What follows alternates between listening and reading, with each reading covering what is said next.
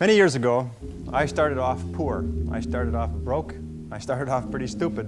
And over the years, I began to study the subject of success. And I had one simple idea that came upon me in my late teens, and I think it was the most important idea that I've ever had. And it was simply this, that if you study successful people and you do what they do, you'll be more successful. And if you study unsuccessful people and you avoid doing what they do, then you will not be a failure. And what I want to talk to you about tonight is some of the principles that I've discovered in over 20 years of research. I have studied successful men and women. I have read biographies and autobiographies. I have looked at the characteristics and principles of them. I've studied philosophy and economics and religion and psychology and metaphysics. And I've come to 10 key qualities. Now there may be more and there may be less, but I find that each of these 10 qualities that successful men and women have, that if you have these 10 qualities, there's nothing in the world that can stop you from being an outstanding success. So let's talk about these principles. The first principle is clarity. So it means clarity of thinking. It means thinking clearly, and it extends from thinking clearly to a series of other things. With regard to clarity, it means the ability to determine exactly what it is that you want to be, have, or do in life. And the more I study successful men and women, the more I find that every single one of them, the top 5%, are very clear about where it is they're going and what it is they want to accomplish. And when I look at unsuccessful men and women, or men and women who seem to be unhappy and floundering, I find that almost invariably they have a very, very limited sense of direction, sometimes no sense of direction at all. As they say, if you don't know where you're going, any road will take you there. If you do not have clear, specific goals for your life, you are doomed forever to work for people who do. And that seems to be the case. And yet only 5% of people have goals. So the key starting point with regard to clarity is to know where it is you're going and what it is you want to be and what it is you want to have and what it is you want to do. The second key with regard to clarity is decisiveness. Be decisive. I've never met a successful person who was indecisive, and I've never met a failure who was decisive.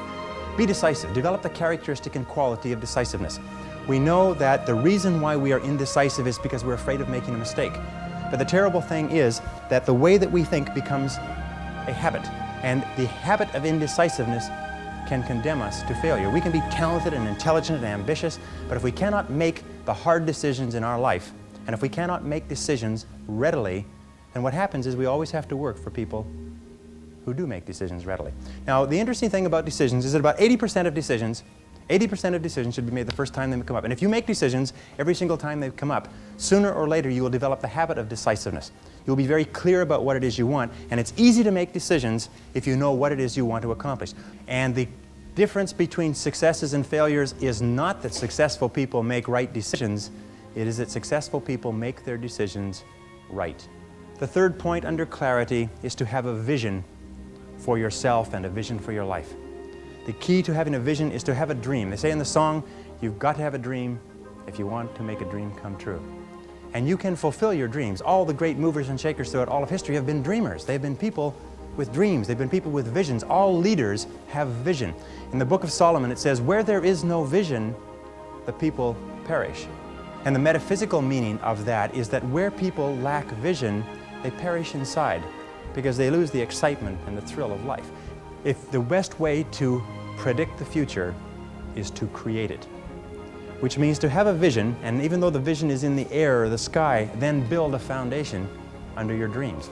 And when you see men and women who rise from poverty and obscurity to fame and renown, you invariably see someone who had a vision of what they could be and have and do that was far beyond what they were.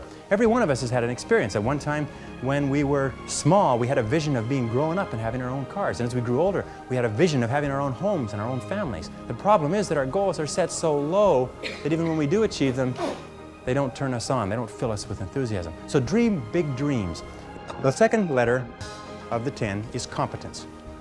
And this is a discovery that I made a couple of years ago, and it just staggered me because I've been studying success for years. And then there's the book In Search of Excellence, and then there's The Pursuit of Excellence, and then there's Refinding Excellence and Losing Excellence, and all the excellence books. And I sat down and looked at this whole concept of excellence, and I saw something that I hadn't noticed. It's almost like something brought to the surface of your mind. I noticed that every single man or woman that I had studied who had achieved any kind of success in any field whatsoever had done it after they had made a commitment to becoming excellent in that field. And I began to look, and I began to compare, and I began to talk to people, and I speak to thousands of people virtually every month. I found that I never found a single person who was successful who was not excellent at what they did. That competence The commitment to becoming excellent in your chosen field is an indispensable prerequisite for success, that if you are not good at what you do, you haven't got a chance in our competitive society unless you win the lottery. And only the top 5 or 10% are excellent. You must commit yourself to excellence. You must commit yourself to becoming the best. And the wonderful thing is that excellence is a journey. It's not a destination. You never get there. Complacency and satisfaction are the key enemies of excellence. But once you commit yourself to becoming excellent, the whole world opens up for you. A very important point of excellence is this means simply this: do your best every time out and always strive to do it better. Excellence yields opportunities, because when you become good, you open up. It's almost like the Red Sea of opportunity opens up in front of you. When you become excellent, you come to the attention of people, and people try to get you, and they give you more responsibilities and more opportunities. You see, when we do something well, it gives us a feeling of self-esteem and pride. We feel like a winner. But if we do things in an average way, it doesn't give us anything. That's why the companies that have committed to excellence are not hundreds of % better in any given area. What they are is they are 1 or 2% better in 100 different areas. That's the key. You see, you don't have to be a quantum leap different from somebody else. You just have to be a little tiny bit different in the critical areas that make a difference. And you can achieve that simply by making it a goal, setting it as a goal, and working on it. You can become anything that you want to become. The harder you work, the better you get. The average self-made millionaire in America works 12 to 13 hours a day. Works about 60 to 65 hours a week. I'll tell you this with regard to hard work, that in our society you only work 8 hours a day for survival. Everything over 8 hours is for success. And if you're only working 8 hours a day, you're in trouble. If you're only working 8 hours a day, you better have a rich uncle, or you better have somebody else who's going to take care of you, because 8 hours a day only gets you survival in our society. Because it's so competitive that somebody else is working 9, they've got an edge on you. Somebody else is working 10, they've got a bigger edge on you. Every hour over 8 that you invest is an investment in your future, is an investment in your success. And if you put in the hours over 8, whether it's studying or reading or working, if you put in the hours, it will pay off, and it will pay off in spades. It's like throwing seed in the ground. When you throw a seed in the ground, the plant that comes up is not just one seed, it's hundreds of seeds. There's a crop that you put in, but you must put the seed in the ground first. The next letter, C, stands for concentration. Concentration. I think that the ability to focus and concentration are the 2 keys to success in life.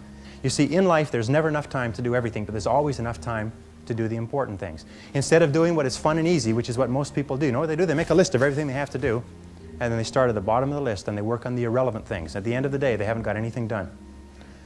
Successful people, peak performers, concentrate on the top items. And remember, anything other than working on the top items on your list is a waste of your time. And time management is not just time management is life management.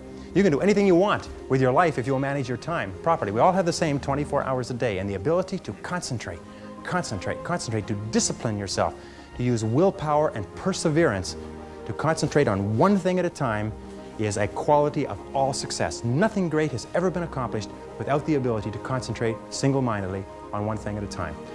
Develop a sense of urgency. A sense of urgency is a quality that is possessed by only 2% of the population. 2% of the population do things fast. 2% of the population have a bias for action. In Tom Peters' wonderful book, In Search of Excellence, he says all the excellent companies have a bias for action. And all of the companies that do not classify or do not come into the excellence category do things when they get around to it. You call them up and you have a problem or a complaint. You hear from them 3 or 4 weeks later. But the excellent companies, you call up with a problem or a complaint, bang, there's somebody back to you in 2 minutes. So develop a sense of urgency. Get the reputation as the person who does things fast. Develop a reputation for speed and dependability, and your future will just open up in front of you. And if you'll develop that habit of working fast, that sense of urgency, act now, do it now, do it now, do it now. In selling especially. Somebody calls you up and has a question, get back to them now. Somebody has a problem, get back to them now. Somebody needs something, move on it quickly. If you have to forego coffee breaks or lunch or something else, move fast. If you develop that reputation for speed, it will be worth a fortune to you. The next C is common sense. You can train your mind to have common sense. You can train your mind to think things through before acting. In my experience, action without thinking is the cause of every failure. Action without thinking is the cause of every failure. And common sense comes from taking the time to think things